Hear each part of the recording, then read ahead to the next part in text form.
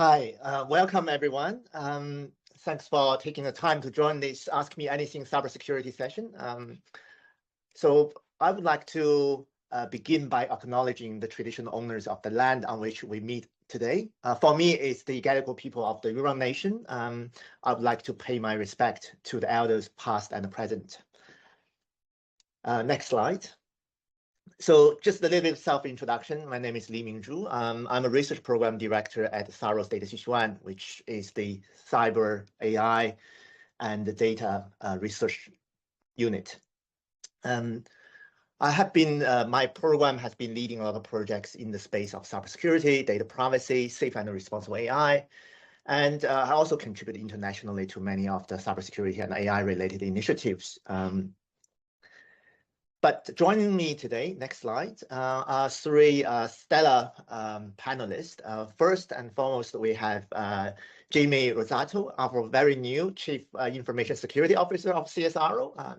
Jamie has a very extended experience in industry, most recently from Line, but many other industry sector experiences. So we're very excited of him joining and sharing his industry experience today with us. Joining also our panelist, Lauren Ferro from our human-centric security research team. And I know she's very into designing games and human-computer intersection, user-based experience. So we will hear a lot of the intersections of AI and cybersecurity. So cybersecurity is certainly not just technology, but also human-centered. And lastly, we also have Sharif Abuadbba. He's a team leader in our distributed system security, but he's an international renowned expert in deepfake and AI-generated synthetic content. So you'll be hearing quite a bit of what's the latest of the intersection of AI and cybersecurity. Next slide. All right, just the format for today is I'll just start with a very brief introduction overview of the landscape in Australian and CSIRO's cybersecurity capabilities, and then I will move on to a few short presentations from our panelists on the topic, and then we'll open up for audience questions. So keep your questions coming in the webcast.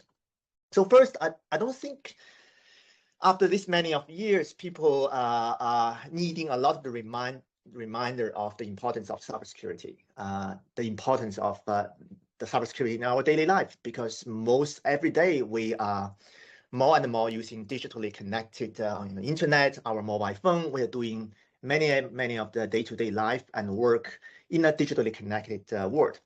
And behind the scene, many of the very critical services, electricity, financial services, payment, even you don't see them, they are increasingly also digitally connected, enabled by the latest data AI technologies.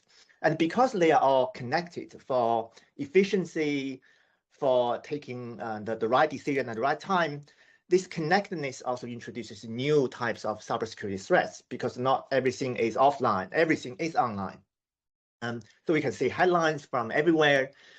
You can see cybersecurity breaches, you can see cyber scams in Australian, and this is really the responsibility of everybody.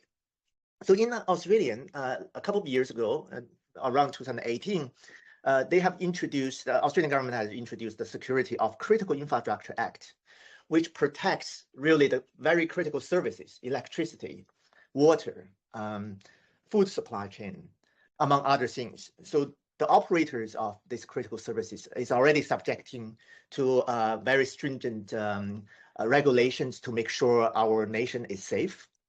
Most recently, if you read the news in the last couple of weeks, you also see there's the new cybersecurity bill to be introduced right now. There's a very interesting discussions about this.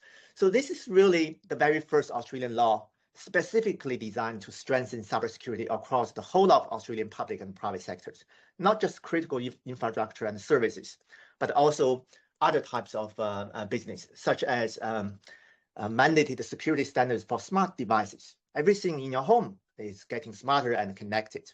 Ransomware reporting and incident review boards. So the nation is strengthening its cybersecurity posture. And internationally, we also see a lot of coordinated efforts You see many governments jointly releasing guidelines for building secure applications, secure services, and the intersection of cybersecurity and AI also gets a lot of attention. So you may have read on the news, the AI Safety Summit in the last couple of years, and the international, many countries have established the AI Safety Institutes looking at the intersections of AI and cybersecurity. For example, the risk from AI-generated synthetic content, AI misuse for cybersecurity attacks. Those things are, in Australia, it is also on the top agenda, and we are collaborating internationally. Next slide.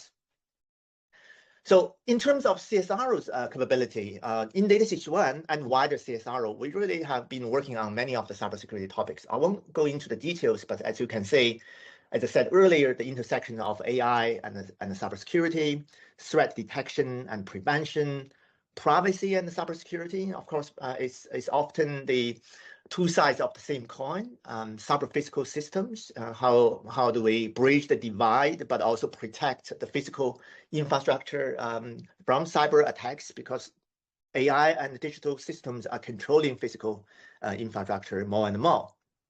And many of the regulatory compliance issues we have to deal with. And CSIRO as a whole have also launched some very important initiatives. For example, the Critical Infrastructure Protection and Resilience Initiative, looking at energy, water, financial, supply chain infrastructures, using AI for Australians' critical infrastructure protection. We are also working on the intersection of quantum and AI, and in terms of security. So a lot of are happening, and we are collaborating very closely with many of the industry, government, and defense partners to protect our nation. I think many of the audience may be aware of that and already our collaborators. Okay, so without further ado, I would like to introduce our very first panelist. Maybe next slide. And Lauren will be talking to you about some of the intersections of AI and human and cybersecurity. Thank you. Over to you, Lauren. Thank you very much, Liming. I just want to start first because I'm from different areas, so acknowledging the Wurundjeri people who are the traditional land that I'm on today. But yeah, as Liming mentioned, I come from a human-centric cybersecurity background, but also from a game and interaction design background as well. And you might sort of wonder, well, from games to interaction and to cybersecurity, that there's a huge gap, or the two areas are not quite intersected, but you'd be surprised about how many principles, when you think about interaction design, apply just as much to cybersecurity, especially when it comes to considering the whole user's journey from the moment that you think to interact with something to the moment of actually interacting, and then the consequences that are coming out from that. And at a very high level, you can think of it like from waking up in the morning to going to your laptop to check your email, and then downloading a suspicious attachment that you may not actually realize is suspicious, to logging onto a computer, logging into League of Legends, and going on a quest. Each of these scenarios are very similar in the sense that there are a series of different decisions that need to be made. And as designers of either cybersecurity systems or of games, you need to, as the designer of those systems, have to anticipate each of those actions, each of those decisions that are coming from that user, and then try and anticipate what they're going to do next, and then accordingly implement consequences that are coming from that. So that's sort of where my areas sort of collide, and where my interests originally sort of arrived at. And I've done a lot of work for the majority of the last decade. I've been working over in Italy at Sapienza University in Rome, where I've looked into threat modeling and phishing and human factors to try and understand not only where are we going wrong in acknowledging or understanding bad human behavior, in the sense that things like complacency and norms, and how can we then use that information and develop different strategies or different training and awareness programs to try and make people not only aware of what they should be doing and especially what they shouldn't be doing, but also the consequences of them not doing the right thing.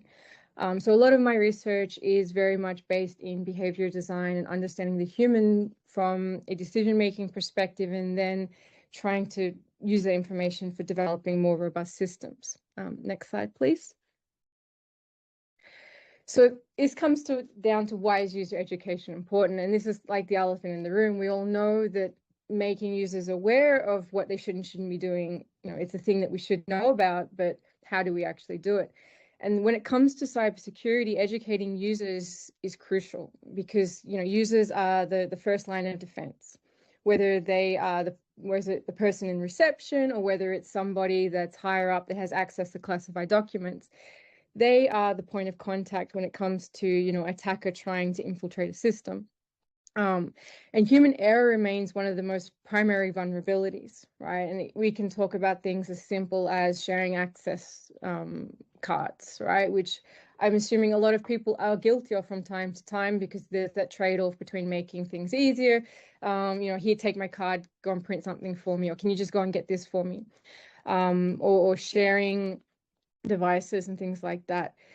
And what we need to do is we need to really make people aware, okay, well, these are the consequences, like make them aware of the consequences of doing things like that. And it's not just about, oh, there's a data breach or someone gains access to a room.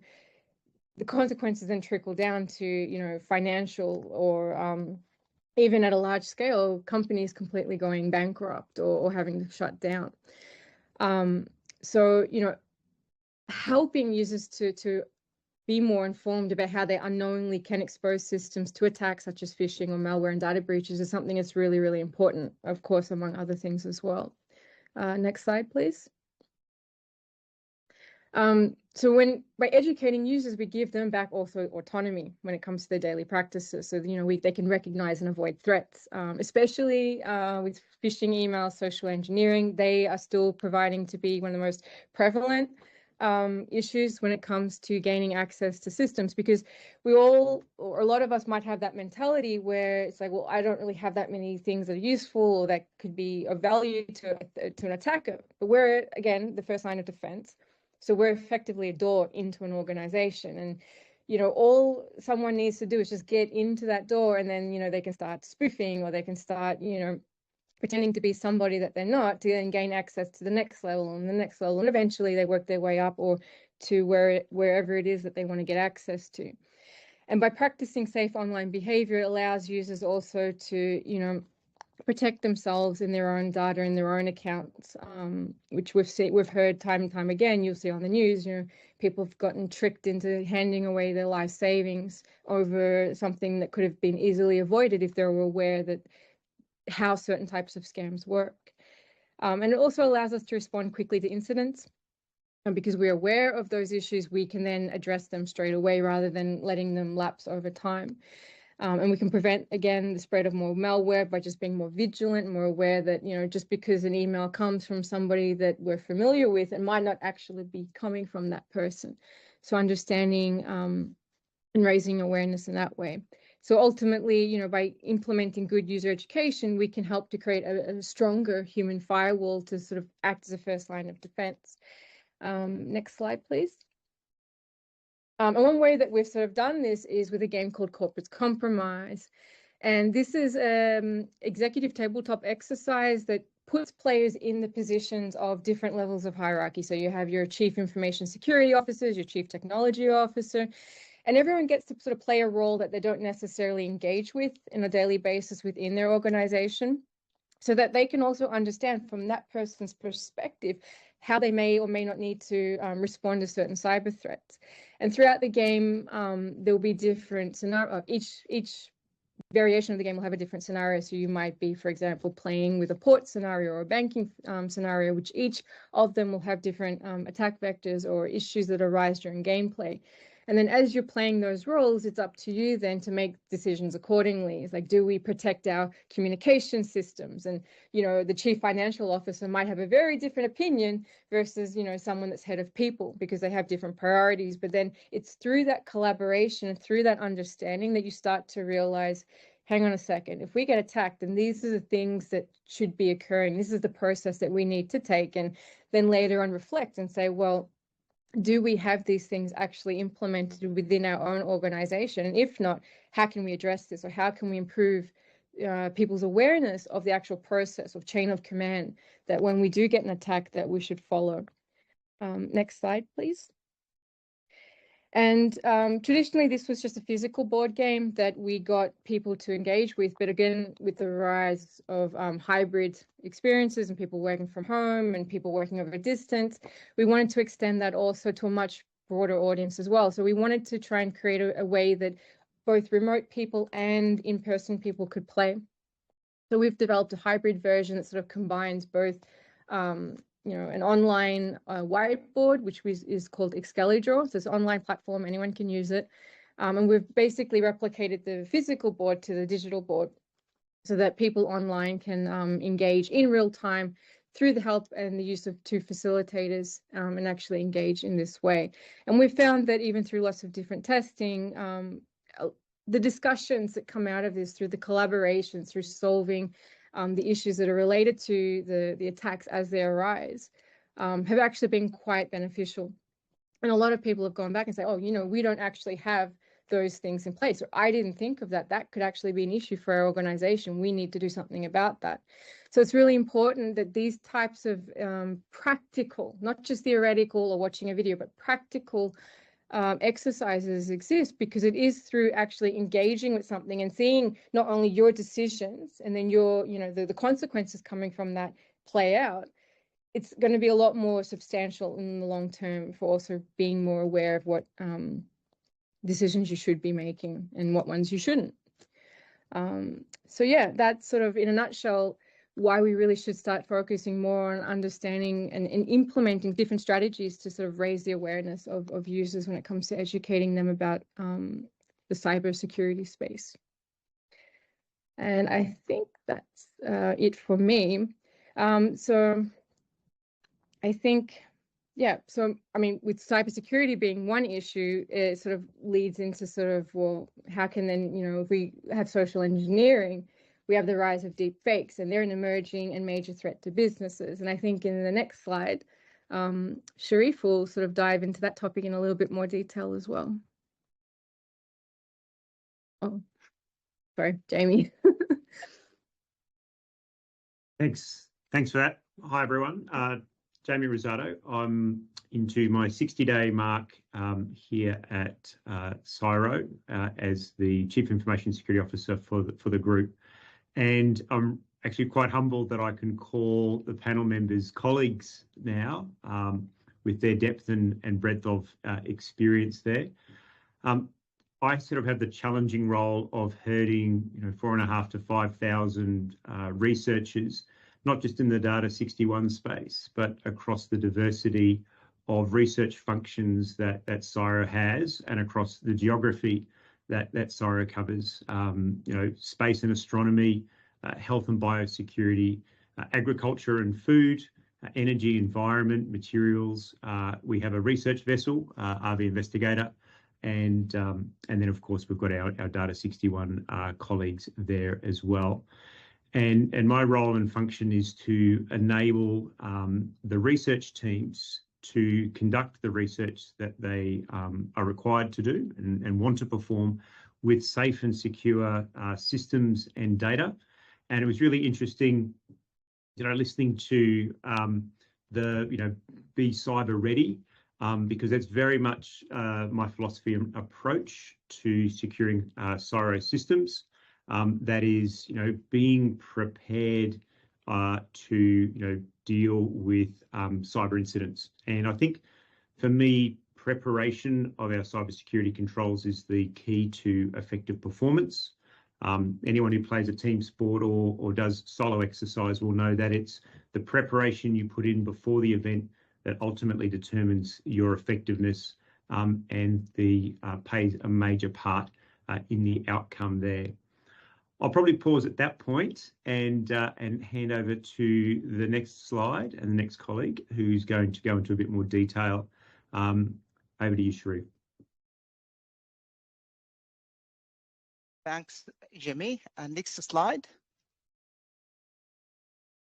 To start with and define deepfake, deepfake, they are usually digitally manipulated images and videos that depict people saying or doing something that never actually happened.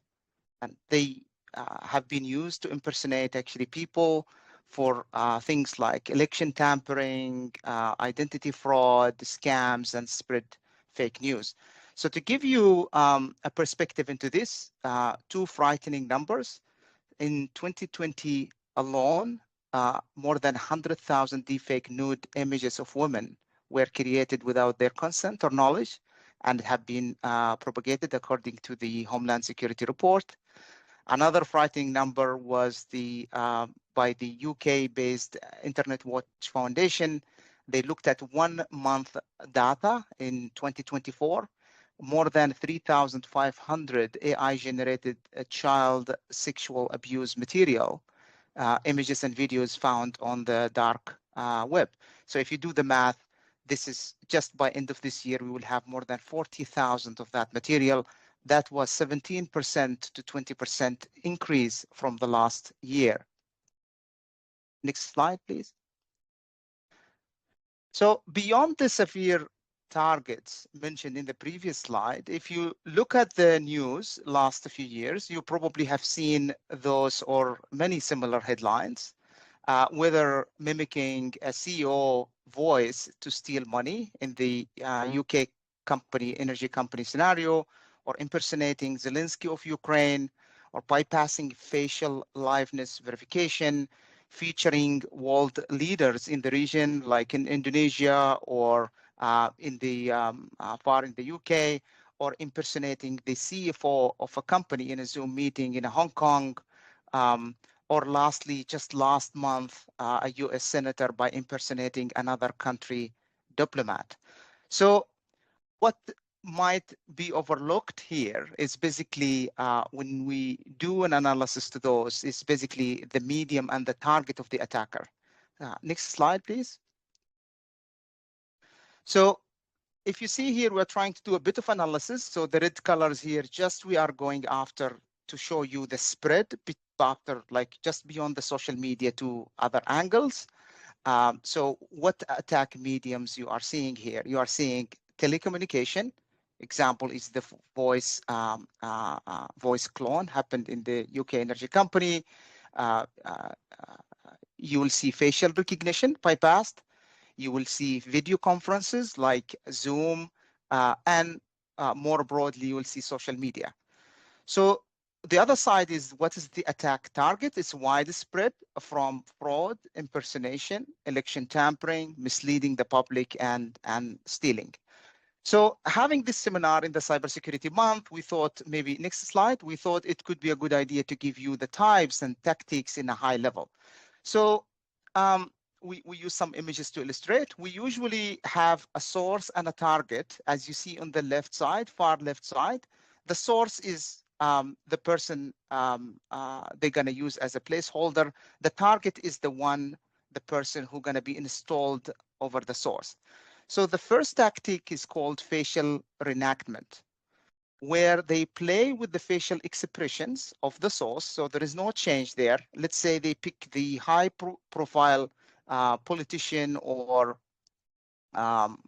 media star or something like that, and they play with their facial expressions, gaze, mouth expression, pose, identity, and basically putting words in their mouth that they never said before. The second is the face swap, which is more dangerous, where they place the target face on the source used for fraud and impersonation. So for example, the example I mentioned in the previous slide, where they impersonate the CFO of a company in a Zoom meeting, that's a face swap. They take the CFO face and install it on someone else. For the colleagues in the meeting, it sounds and it seems like it's the CFO.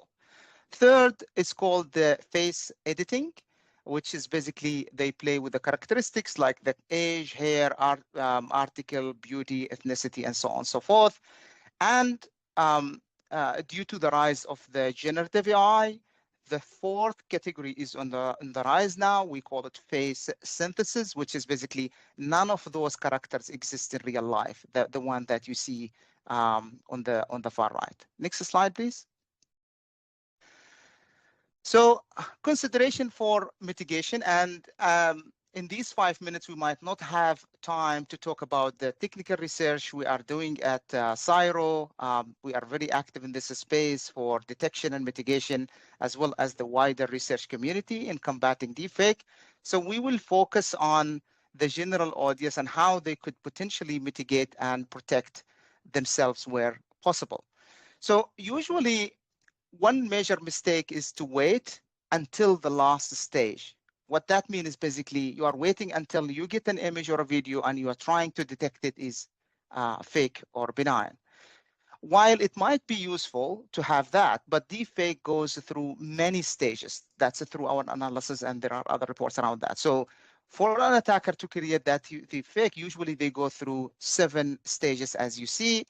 Those goes from the intent to search the target media, to train the model, to create the specific samples or clip, then disseminating that through social media or other mediums. And then, of course, relying on viewers to fall victims, to believe in that and propagate that. So I would briefly, for the general audience, I would briefly focus on 2 places that might be potential for mitigations in this short, brief time. Stage 2, where the attackers are searching for the target in the media.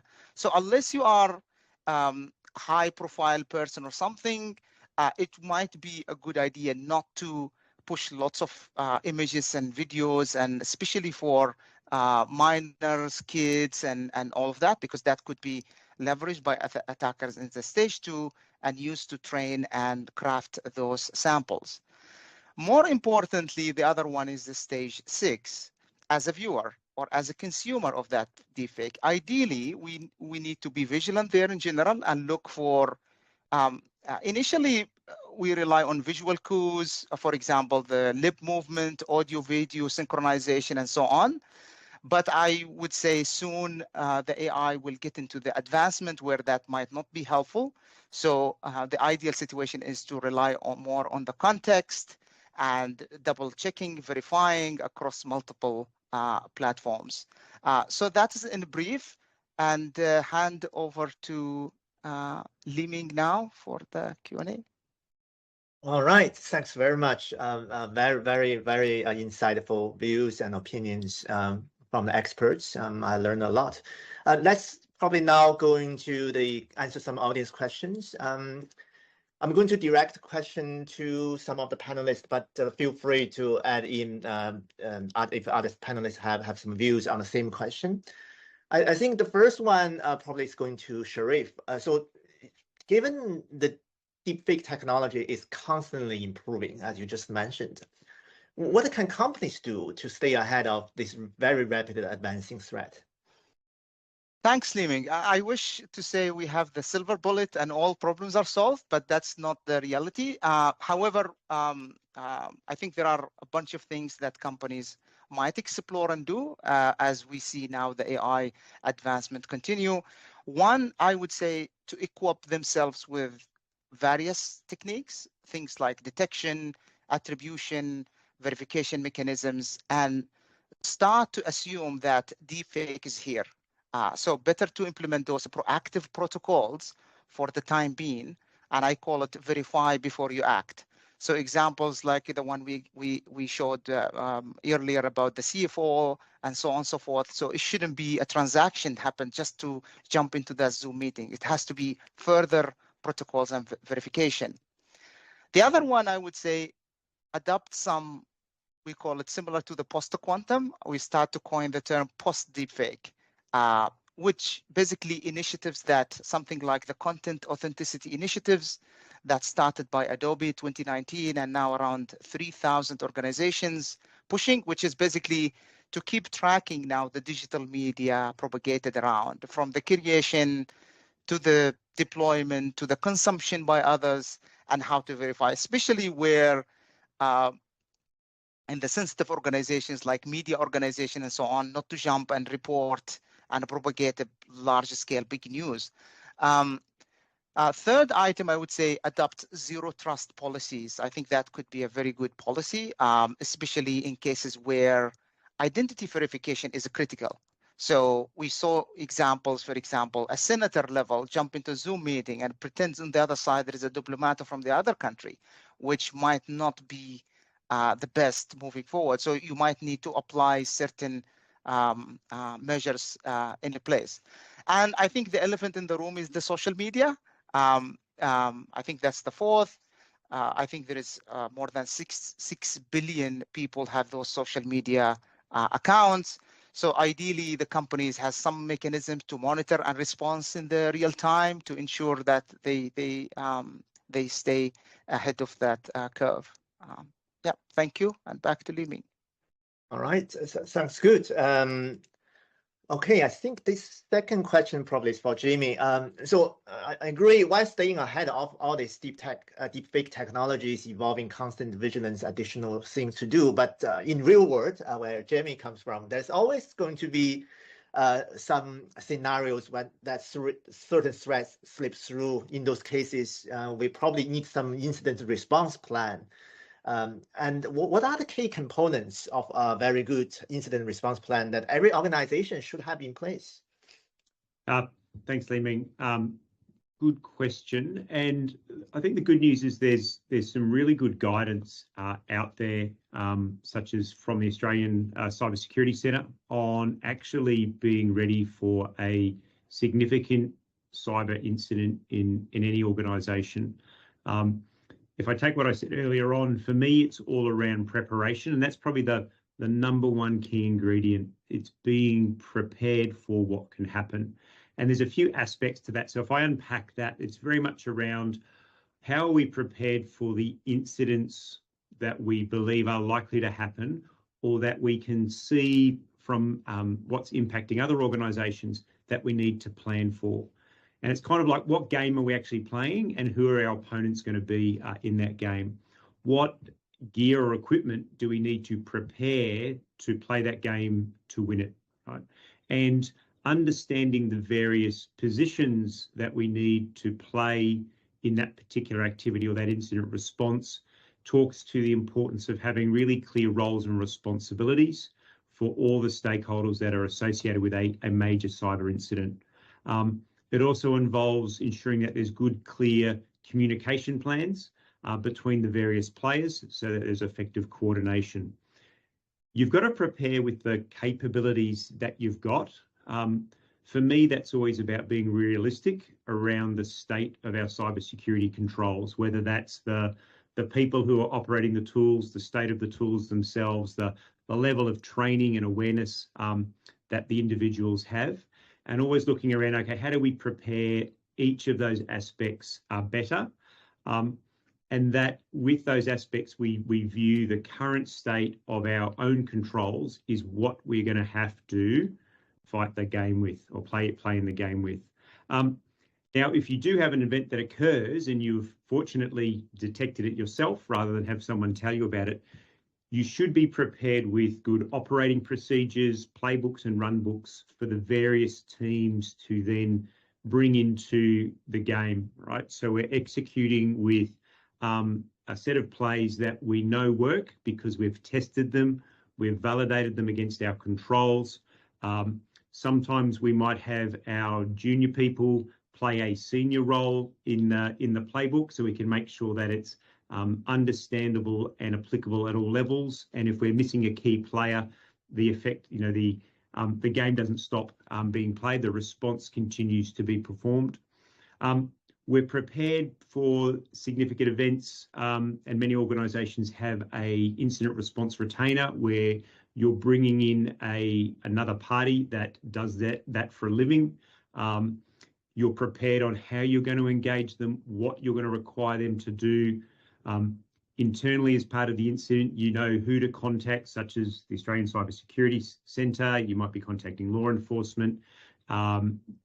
Communications with the public, employees is an important one there as well. And all of this links into your pre-prepared integration into an organisational crisis plan like we have it at CSIRO. We've got to be prepared on how we're going to contain the attack and how we're going to remediate from that. We're prepared because we know our technical limits to our tool sets, our systems and our network. We know the human limits of our responders.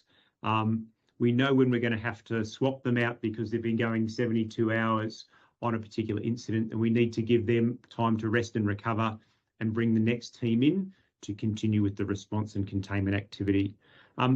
We really understand and prepared to deal with the impacts to our own people. That might be because systems are offline. How do we continue to support our people being able to work? What do we want them to do during the incident?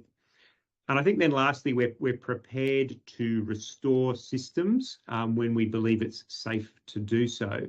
And we've got a pre-prepared sequence and priority of systems to be restored and individuals to be allowed back onto the systems.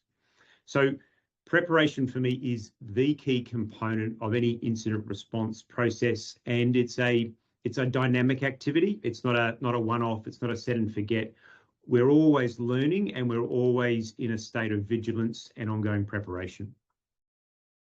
Wow, thanks, Jamie. That's a lot of very good advices for any companies, organizations, even individuals that to counter this.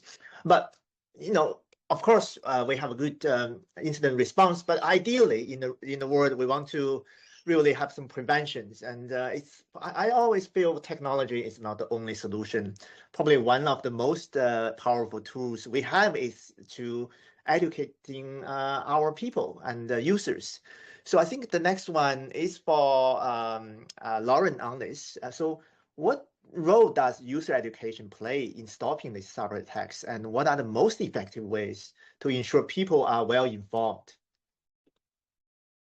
Thank you, Liming. Yeah, that's an excellent question. And I think it's something that's continuously being improved. I mean, it has to also match the changes in threats, which also evolve with the changes in technology and the changes in, how these things can sort of generate themselves. But as I was saying before, education is essential in sort of, again, because users are the first line of defense. So I think it's really important that, we look at trying to, first of all, reduce human errors. And I know that it's a lot easier said than done because, knowing what we should do and then actually doing it can also be two totally different things, right? Because especially when, again, like I was saying before, when you have an access card, we all know you shouldn't be sharing it, or we all know you shouldn't be writing post-it notes on the passwords on a post-it note. Yet a lot of us are guilty of that.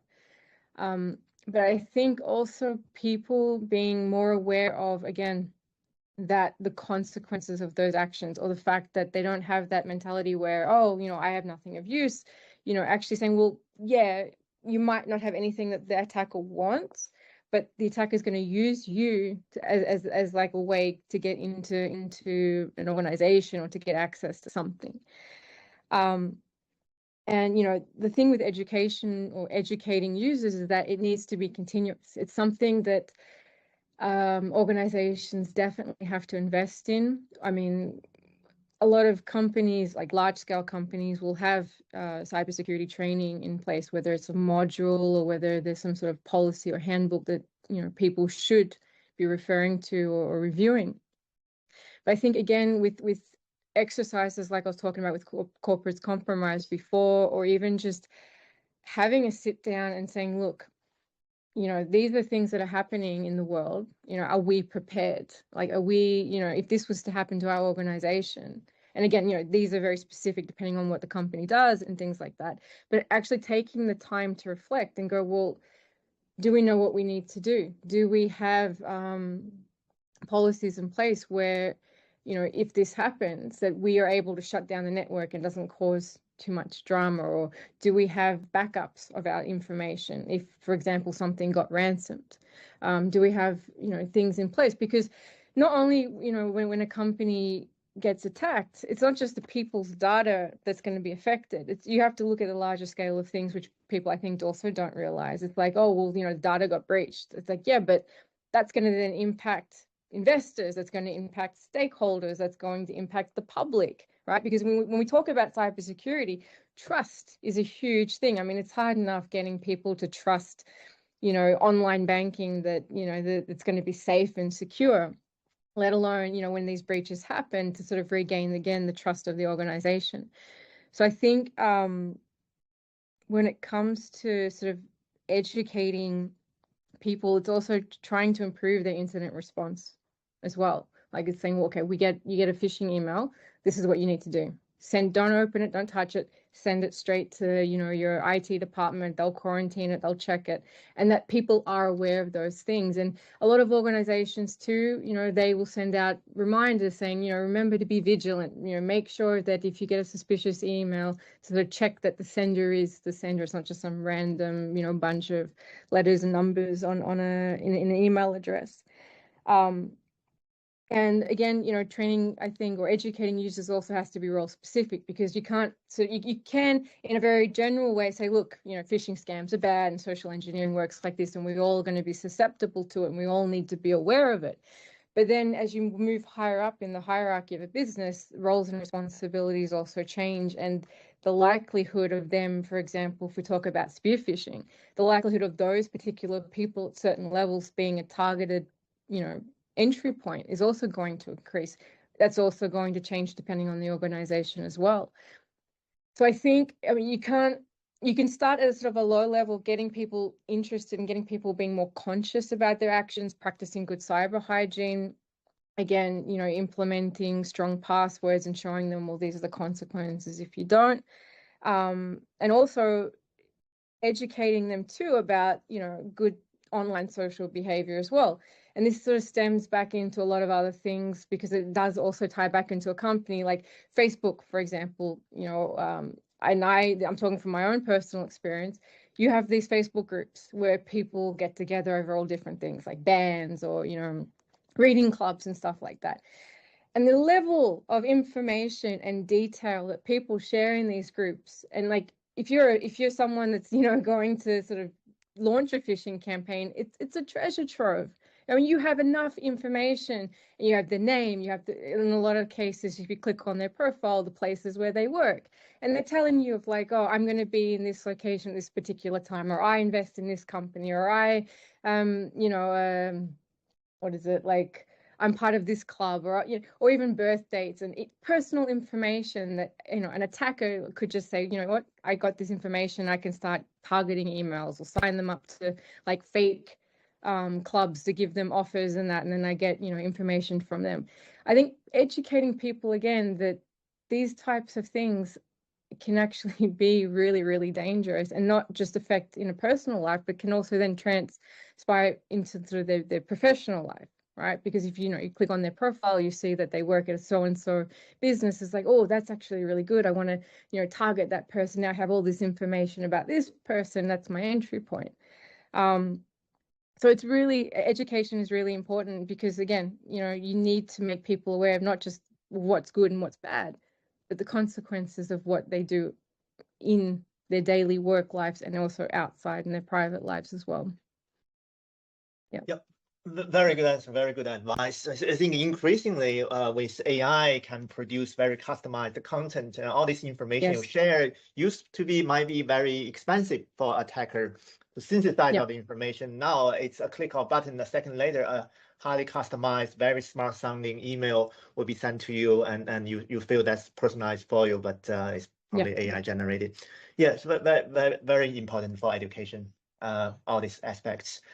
So the next question is quite specific on multi-factor authentication, MFA. I think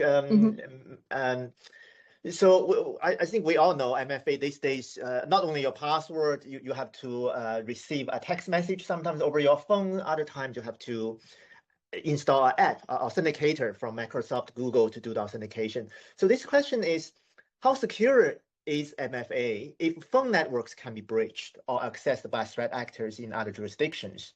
So does MFA need to be used with an app on the phone rather than using text or messages? What's your view? I don't know whether Jimmy or Lauren have some views on this.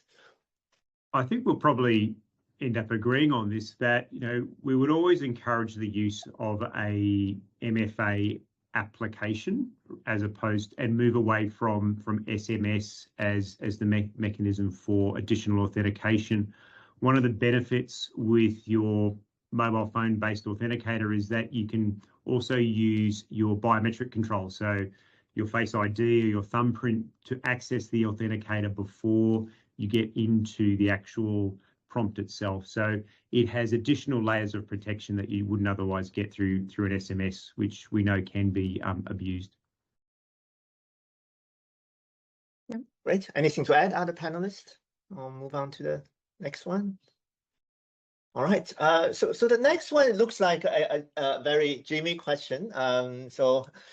Because you have worked in Australian industry, many sectors, I know but generally speaking, how well prepared are Australian industries for today's cybersecurity threats and risks? I know it's probably judgment call and assessment, but what's your general view on that?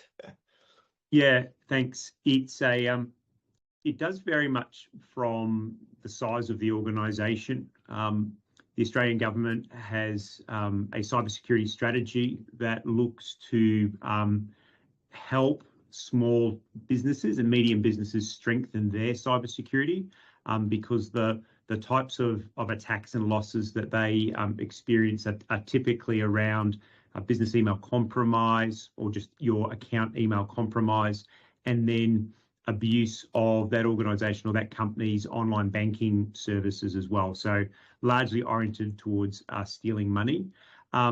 Toward the enterprise, the larger end of town, the government and regulators have a whole raft of controls that they look for the organisation, such as a bank, to evidence that they have those controls in place.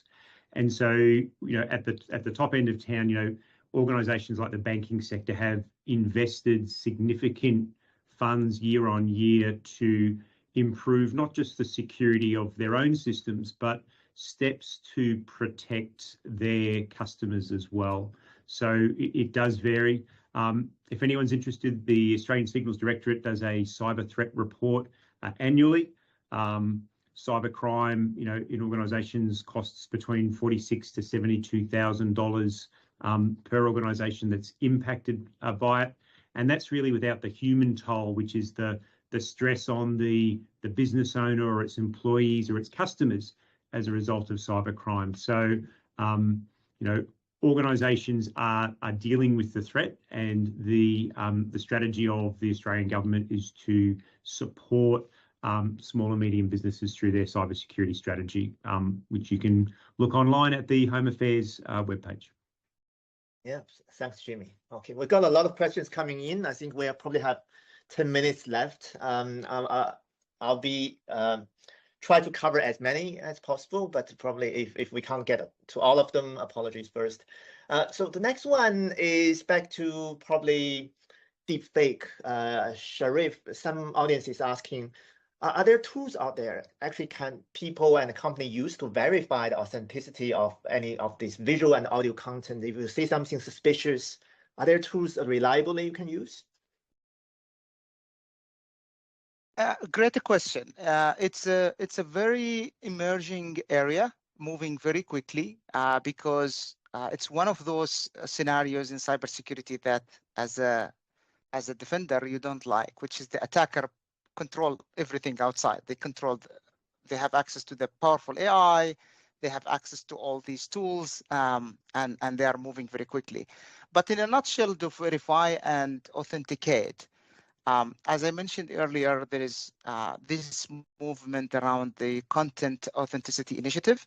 So there is around already 3,000 organizations that adopt that. So this is, if the content is released by one of those, I think Adobe is one of them, many others pushing toward that, then there are along that line a way to verify, because they will attach where it come from, who edited that, etc. But in reality, that's still 0.001% out there. There is deepfake detection tools out there, either commercial or open source. I don't want to name specific commercial products, but there are a bunch there that someone could leverage, and they would help to detect all the ones that you could. The attackers utilize simple mechanisms to create, but they might fail in the advanced ones. There is also image and video analysis tools also out there someone could leverage. But I would say more importantly, because that's where the deepfakers want us to fall into. They want us to focus on the image, on the video, and it will be AI versus AI game. And the ideal situation is to go outside of that box, to go toward the context and the context analysis, which means, does this happen actually in reality? So there are now a little bit of fact checkers, although it's a little bit controversial what fact we're talking about. But let's say we're talking about the fact that someone was in that meeting, or someone was in that country, or someone said that word, and so on and so forth. So those are a couple of starting points, I would say. But more broadly, I think also the companies and organization would be great for themselves also to adopt those content authenticity initiatives and so on, so we could have more authenticity out there. Yeah. Okay, yeah. So are there other panelists want to add to this? Do you have any tricks? Yeah, I've got some tips and tricks. Yeah. I think for everyone listening, if you're worried about deep fakes, and it could be a loved one or members of your family, what we have at home is we have a safe word that if we get a call and there's a hint of suspicion, or it's, hi Dad, I've lost my wallet, can you send me some money to my friend's bank account? We just have a word and a counter word that we can validate that with, because it's unlikely that the actor using the deep fake would know that. And the advice I give to organisations, particularly like in the financial area, so if it's like the CEO's being impersonated to request a funds transfer, is ensure that your people feel confident saying no to doing something outside of agreed business processes. Because if you're following agreed business processes, even if it's the CEO requesting an urgent funds transfer, you really can't get in trouble if you are following proper process. So use well-defined, well-documented processes within your organisation as a measure to detect and defeat deep fakes, even if you don't have the tooling. Yeah, that's a very good advice. Actually, I do have a safe word at home as well, but we use it proactively. What I mean by proactively is, if really, just imagine a scenario, you may be threatened to say something, not deepfake, and if I ask my parents to transfer some money, unless I say this special safe word, they will never transfer to me, and I'm going to use it proactively rather than suspiciously. But it's like every family, every situation have your own things. I think this type of thing can be quite useful for this kind of situation. Which leads to the next question around scams. We all know there are scams out there, especially related to money. So the next question is, how can members of the public avoid banking scams? And we often read on the newspaper. And apart from education, is there any new research, exciting science that try to solve this banking scam or general scam situation? Lauren, I wonder if you have some views. Yeah, I mean, that's a fantastic question. And I think it's extremely important considering how easily things get sort of mixed up these days. I mean, there's a lot of research that's looking at behavioral biometrics. So if there are strange patterns in people's spending habits, what banks are now doing is they're sending messages, or they're blocking people's accounts to sort of say, well, look, this sort of seems like a suspicious transaction because it's sort of out of the ordinary. It's not, you buying groceries, every week at Woolies. It's you buying, tickets to a concert that's sort of out of nowhere. And, again, with the whole rise in AI, there's a lot of AI-based fraud detection systems that, again, financial institutions are implementing to sort of, again, detect abnormalities in spending habits. But I think what we can also do on our end is, again, coming back to MFA, multi-factor authentication is definitely a really important thing to have. And I notice with a lot of banking apps now, you have your PIN, but then you can also have, the biometric authentication on your phone to actually access the app to begin with. So it's not just a PIN, but it's also, your face. That allows you access to make the transfers as well. And then when you're logging in online through a browser, you might also have, again, an MFA, whether it's like an app-based thing, or you might even have like an external device, like another piece of hardware that will generate a PIN for you to access that. So I think that's definitely one step in the right direction when it comes to sort of protecting yourself from scams, and definitely monitoring transactions. I think we can also be very complacent. You're spending a lot of money online. There's a lot of things, especially with online services, subscriptions, you sort of tend to not always sort of pay attention to every single transaction that's taking place. But I think sort of being a little bit more on top of those things is also going to help that sort of prevent and protect yourself from being scammed. I'll give you a perfect example. Someone that I knew, they were frequenting a restaurant, right? But just so happened that this restaurant also existed in another location. And they got a notification in their, or not a notification, they got a transaction that was in this other location of a restaurant that they didn't frequent. And they just sort of ignored it because it was the same bar, same place. Until later on, they're going, hang on a second, this is a different place. And then they actually found out that someone had gotten their bank details and they'd been using it in that location. So it's little things like this as well that you have to sort of be very vigilant about. And I think also sticking to the official channels. Again, if you get a call, and sort of like what Jamie was saying before, learning to say no, or even just questioning that person on the other end.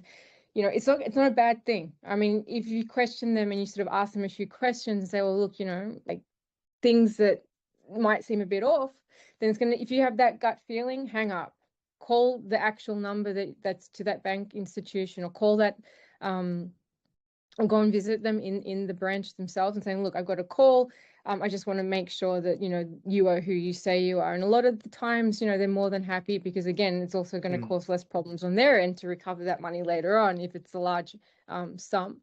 So, monitoring transactions, MFA, and definitely enabling push notifications. So like, for example, when you go and spend money, you get that little notification saying, oh, you just spent, $30 at 7-Eleven, then you're aware of when those transactions are occurring.